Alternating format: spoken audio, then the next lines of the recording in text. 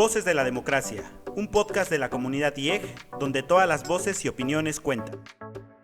Hola, ¿qué tal? Espero que te encuentres muy bien en este momento de tu día y te agradezco que la pases escuchando un nuevo episodio de Voces de la Democracia, un programa del Instituto Electoral del Estado de Guanajuato. Si nos escuchas por primera vez, permíteme presentarme. Yo soy Daniela Bisani y me encuentro con mi compañero Esteban. Y nosotros tenemos el honor y la responsabilidad de llevar a cabo la conducción de este podcast. Quiero comentarte que en este episodio tendremos una plática muy especial con nuestra invitada experta en el tema y a quien presentaremos en unos momentos más. Esto se pondrá muy interesante, así que te invito a que te quedes con nosotros hasta el final. ¿O no, Esteban? ¿Cómo estás? Hola, ¿qué tal, Bisani? Muchas gracias. Hola, doctora. Pues nada, antes de entrar en materia, queremos comentarles un poco sobre esta nueva temporada del podcast. Ya hemos hablado de los valores cívicos y cómo utilizamos estos valores en nuestra cotidianeidad laboral. En estas charlas surgieron conceptos que queremos profundizar, por lo que abordaremos temas de interés colectivo. Como bien sabrán, la idea de Voces de la Democracia surgió con la intención de que el personal del instituto tuviera la oportunidad de adentrarse y apropiarse de los valores cívico-democráticos que nos hemos encargado de promover desde el Instituto Electoral del Estado de Guanajuato, a través de experiencias o anécdotas que nos contaban las personas que nos acompañaron en los episodios pasados. En esta nueva etapa abordaremos temáticas de interés colectivo, en el que acompañados de una persona especialista, nos adentraremos a cuestionamientos actuales e históricos que sin duda alguna impactan en nuestra realidad. Esperamos que estos episodios sean de su agrado y junto a nosotros podamos, entre todas y todos, aprender muchas cosas. Así es, Esteban, y como bien lo dices, empezamos esta etapa con un tema muy importante que conmemoramos en este mes, el Día Internacional de la Mujer. Pero bueno, primero les presento a nuestra invitada del día de hoy, la doctora Vanessa Góngora Cervantes. Ella es profesora e investigadora del Departamento de Estudios Políticos de la Universidad de Guanajuato. Doctora, bienvenida, muchas gracias por estar con nosotros en Voces de la Democracia. Y bueno, antes de entrar de lleno con el tema de hoy, si nos puedes platicar, doctora, ¿qué haces? ¿Cuál es tu labor en la Universidad de Guanajuato? Bienvenida. Muchas gracias y gracias por la invitación. Bueno, pues yo soy, como bien lo dijiste, profesora investigadora del Departamento de Estudios Políticos y de Gobierno. Y bueno, nuestras labores son dar, obviamente, docencia, extensión y hacer investigación. Y los temas que yo manejo de interés es participación política de las mujeres, violencia política. Y en materia docente, pues doy clases de teoría política feminista, género y políticas públicas, entre otras. Muy bien, doctora, muchas gracias. Bueno, pues doctora, reiterarle que para nosotros es un gusto contar con su participación el día de hoy. Y pues bueno, como ya lo dijo mi compañera Bisani, el tema que nos va a ocupar en este episodio tiene que ver con el 8M, el 8 de marzo. Y pues bueno, para eso me gustaría que por favor nos pudiera platicar un poco por qué debemos conmemorar esta fecha y no celebrarla, ¿no? Y para eso, pues saber un poco sobre el origen de cómo surge esta conmemoración. Qué interesante lo que dices, porque hasta hace algunos años, ¿no? Yo cuando empecé a trabajar en la Universidad de Guanajuato, sí celebraban, o sea, era una celebración, mandaban cartas, incluso flores, ¿no? Claro. Por el Día de la Mujer, pensando que era como algo muy similar al Día de las Madres, ¿no? Parecía que así lo llevaban. Y no, efectivamente es una conmemoración, es una fecha, pues digamos, al año. También está el 25 de noviembre en términos de violencia contra las mujeres, pero que nos ayuda a pensar qué es lo que nos falta para que las mujeres logren la igualdad, ¿no? La igualdad sustantiva con los hombres, ¿no? Y que podamos nosotros reconocer pues estos pendientes, estas grandes brechas en materia educativa, laboral, política, por supuesto. Y bueno, pues el origen, pues siempre se hace esta referencia a algunas organizaciones laborales, tanto en Estados Unidos, también en la URSS, bueno, o Rusia, ¿no? Que estaban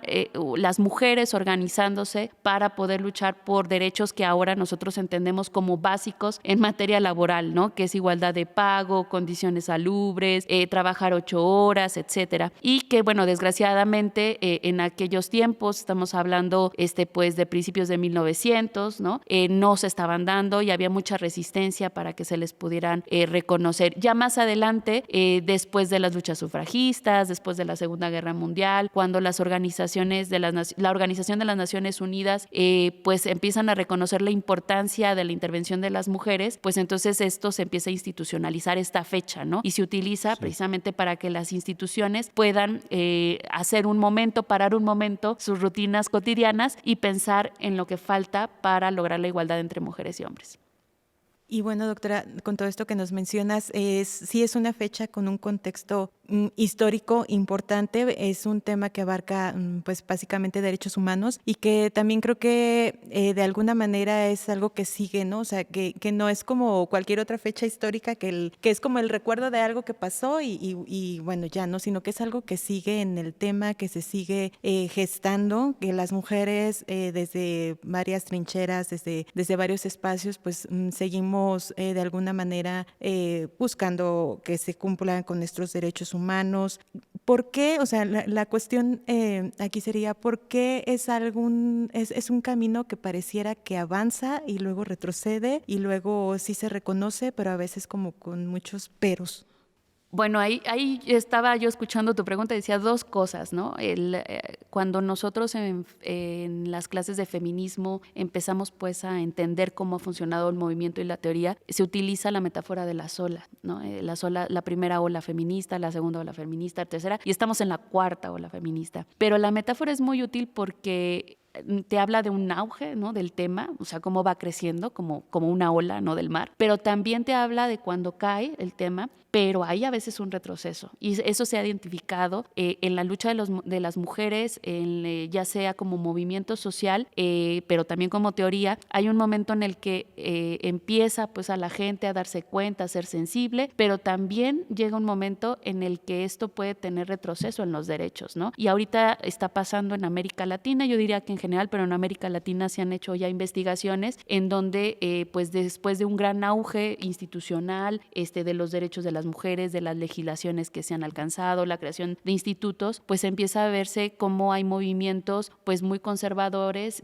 retrógradas, ¿no? Y que están quitando los derechos de las mujeres, ¿no? Eso pues en el primer sentido. Y después también pues pensar que a veces como ya están dados muchas cosas y hay generaciones jóvenes, no tienen pues ese recuerdo de lo que ha pasado, ¿no? Entonces se les olvida que precisamente se debe pues a una larga lucha por estos derechos, ya sea del feminismo, pero también de organizaciones de mujeres que no se consideran feministas, y pues que hay que estarlo recordando, ¿no? Porque precisamente no es que estuviera dado, que hubiéramos sido siempre iguales, por ejemplo, en la Constitución, sino que esto pues fue de gran insistencia y de muchas estrategias que se estuvieron desarrollando por parte de estas mujeres. Entonces creo que en ese sentido, o sea, para recordar que venimos de una historia de mucha lucha y también pues pensar que esto se nos puede quitar. O sea, que hay que resistir, ¿no? Y que hay que estar siempre pendientes de que nuestros derechos no se vengan abajo.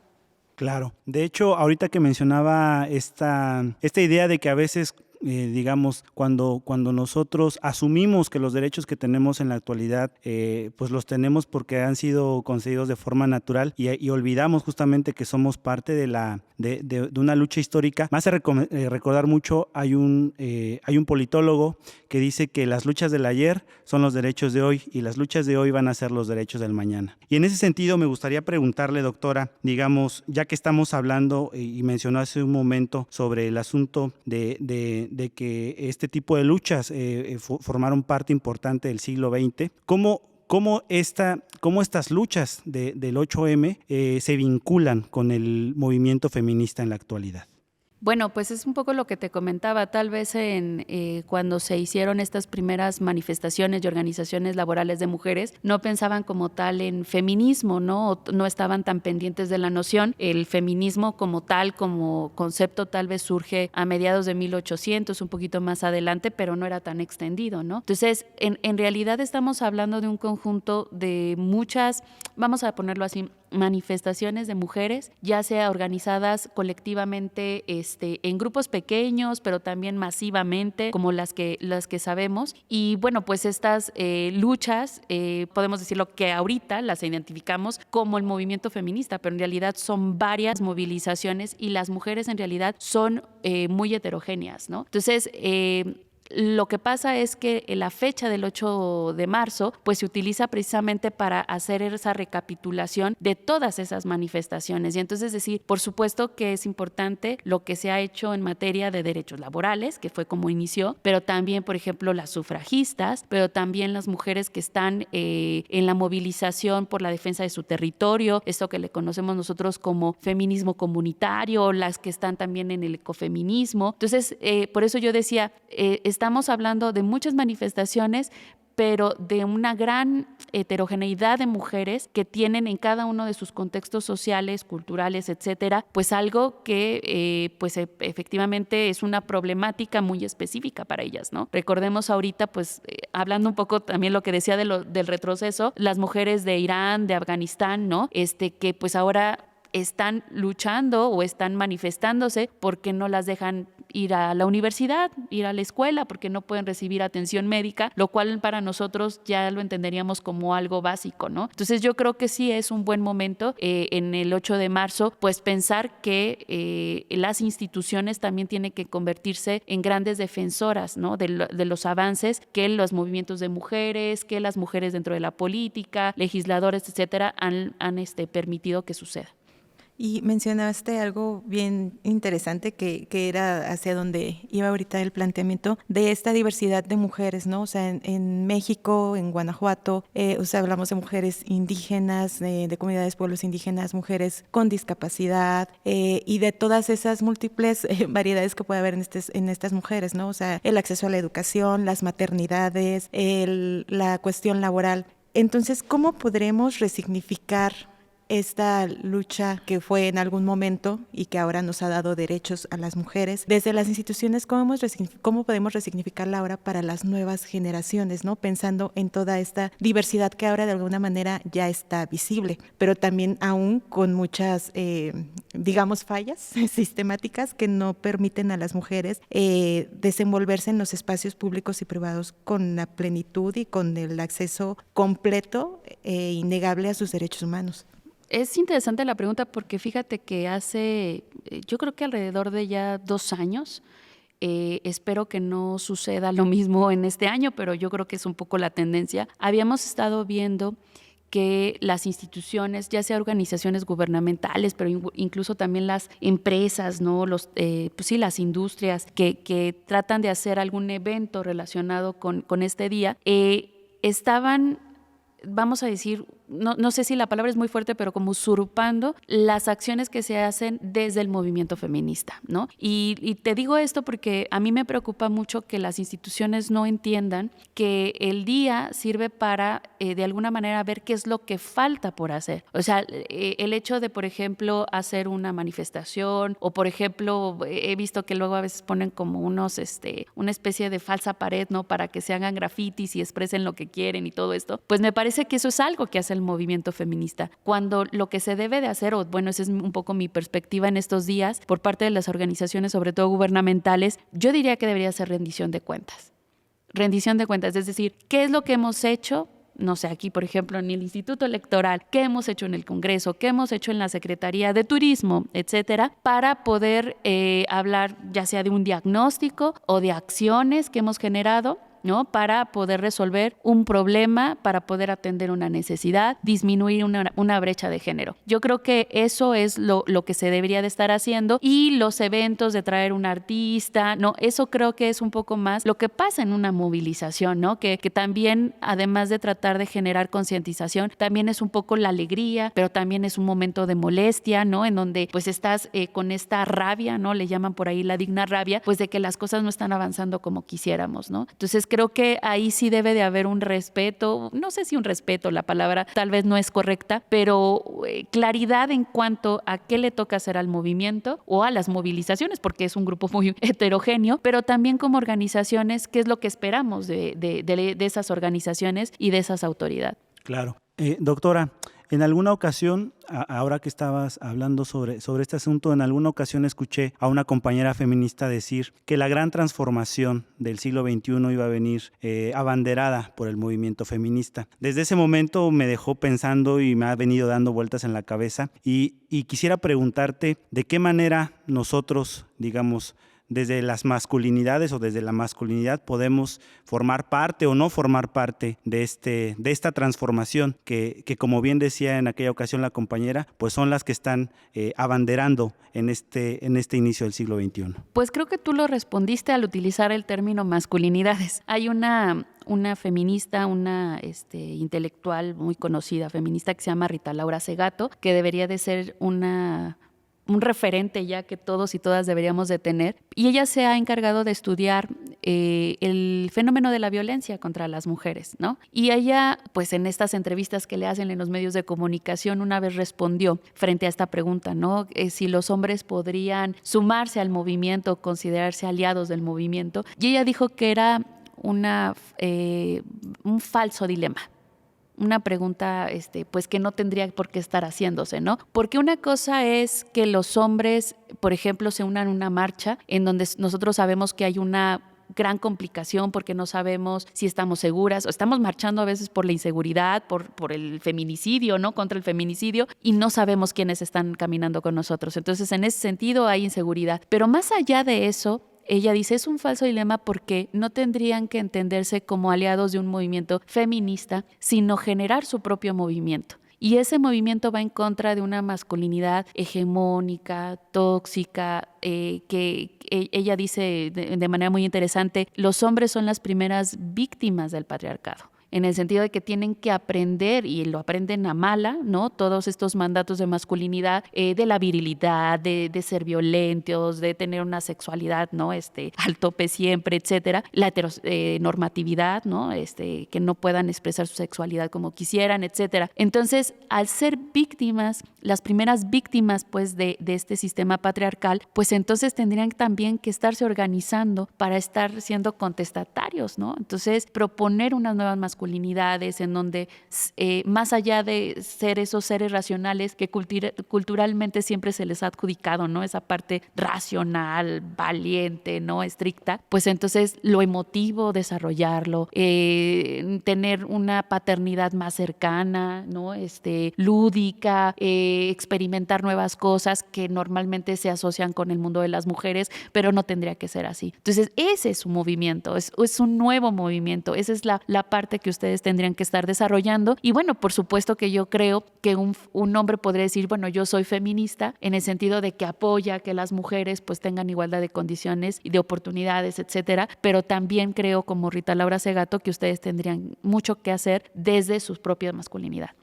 Así es, y es bien interesante, ¿no? Porque es como una dualidad, o sea, porque creo que aquí hay una cuestión que pareciera que es una lucha de hombres contra mujeres, ¿no? Cuando estamos hablando del acceso de las mujeres a sus derechos es porque llegan a quitarle algo a los hombres, cuando no es así, entonces es como un versus siempre, y en realidad pues es como buscar este espacio común en donde como personas estemos pues compartiendo, ¿no? O sea, tanto el espacio público como el espacio privado y en un equilibrio, digamos como desde una visión holística, ¿no? Pero creo que es ahí donde algo no logra, digamos, cuajar, algo ahí no encaja, que tal pareciera que ya no es, que es más bien la lucha de las mujeres por sus derechos en contra de los hombres. Cuando por el lado de los hombres, creo que también es bien importante esto que mencionas, pero luego dicen, pues que vengan y nos enseñen, ¿no? O sea, como que luego es como a veces en el discurso como social, es como que, pues ¿dónde están las feministas? ¿Dónde están ellas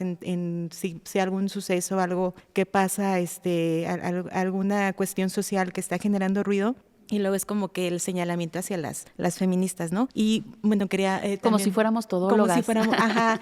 Y porque luego te quería preguntar, ¿no? Como la carga hacia las feministas o hacia las mujeres, por ejemplo, en el espacio cuando llegan a un cargo público, a un cargo de elección popular, que luego también está como el peso, ¿no? De que tienen que llegar a hacerlo y hacerlo bien. Y hace poco escuchaba la conferencia, se me olvidó ahorita su nombre, pero bueno, también ella se menciona feminista y es española, y decía, o sea, las mujeres tienen derecho a llegar a un cargo público, hacerlo tan mal como cualquiera, como hombre o mujer, pero tienen el deber, el compromiso de hacerlo cada vez mejor, como cualquiera que llegue ahí, ¿no? Uh-huh. Pero también es como algo que siempre está de alguna manera, digamos, latente, de que las mujeres tienen que llegar y hacerlo bien. porque Sí. si se equivocan es como que doble, ¿no? El tache. Pues yo creo que eso ha pasado con muchos grupos que han sido históricamente excluidos y discriminados.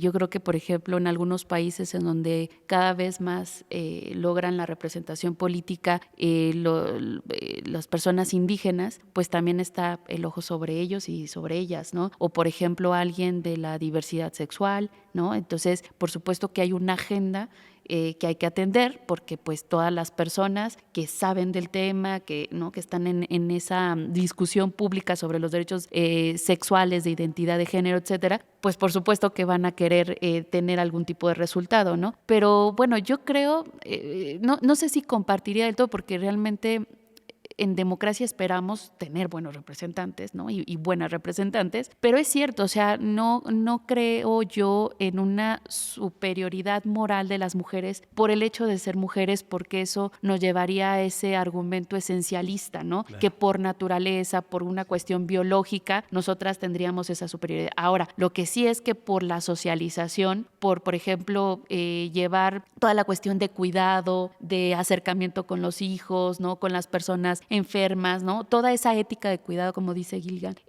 pues es importante también cómo desarrollamos una manera diferente de hacer política, ¿no? Pero es por socialización. Entonces, yo creo que sí se pueden equivocar las mujeres, pero también creo en que tienen mucho que aportar y solamente lo pueden hacer siendo conscientes de que esa socialización, esa manera como han entendido el mundo, también tiene un valor. Tiene valor preocuparse por los hijos, por las personas enfermas, con discapacidad. Tiene un valor entender la importancia que tiene, por ejemplo, el aseo, la cuestión doméstica, lo cual antes no se le daba importancia, ¿no? Entonces, desde ese punto de vista, yo creo que sí tienen que ser conscientes y de ahí van a poder aportar muchísimas cosas. Ahora, eso no exime de responsabilidad a los hombres en que también tengan que estar pensando en cambiar la manera en cómo siempre habían visto el mundo, tomar unos lentes, ponerse la perspectiva de género, ¿no? Como le llamamos, y decir, bueno, pues este problema, esta situación social que está frente a mí,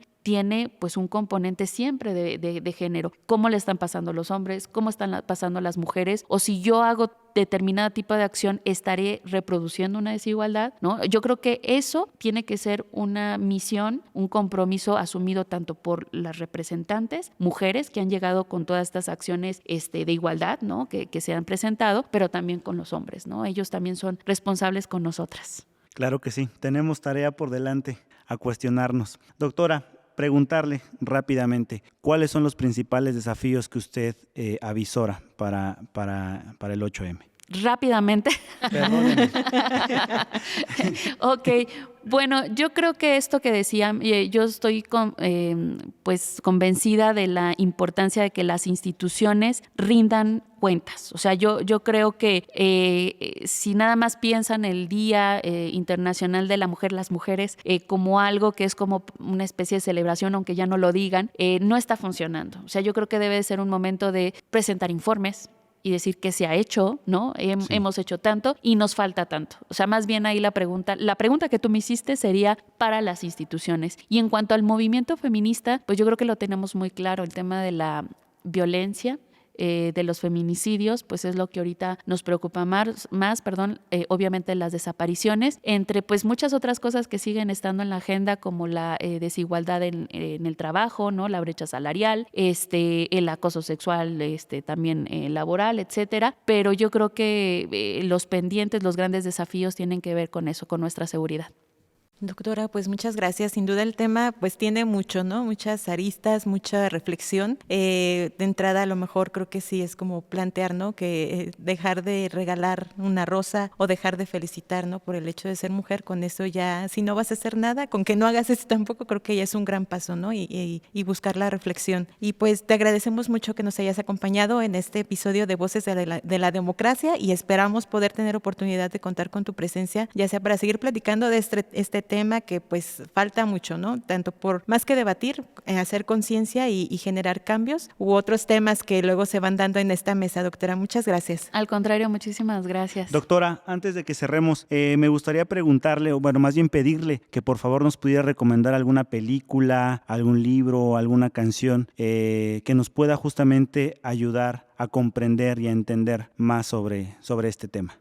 Bueno, pues hay muchísimos, ¿no? Por ejemplo, película, ahorita me viene rápido en la mente, Las sufragistas, que es una película relativamente comercial y fácil de ver, pero que es una mirada pues a este primer movimiento por el voto de las mujeres y que a veces no se entiende, incluso pues algunas manifestaciones no tan pacíficas, ¿no? Y por el otro lado, pues no sé si se puede hacer una especie de comercial, me da pena, pero No, doctora, por queda favor. muy bien con el tema.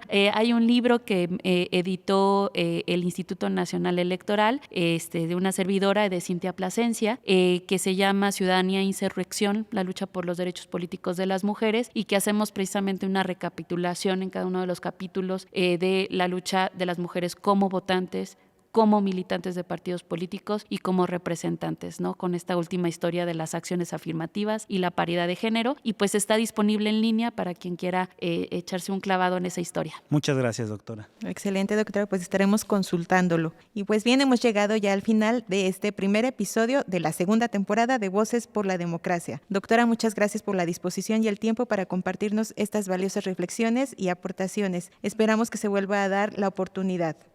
También queremos agradecer a todas y todos los que nos escucharon e invitarlos a que sigan pendientes del próximo episodio. También queremos hacerles la invitación para que nos sigan en nuestras redes sociales y pues nada, nos vemos hasta la próxima. Hasta luego. Gracias, hasta luego. Gracias, doctora. Te invitamos a suscribirte a nuestro canal para que te lleguen las notificaciones de los nuevos episodios de Voces de la Democracia, una producción del Instituto Electoral del Estado de Guanajuato, IEG.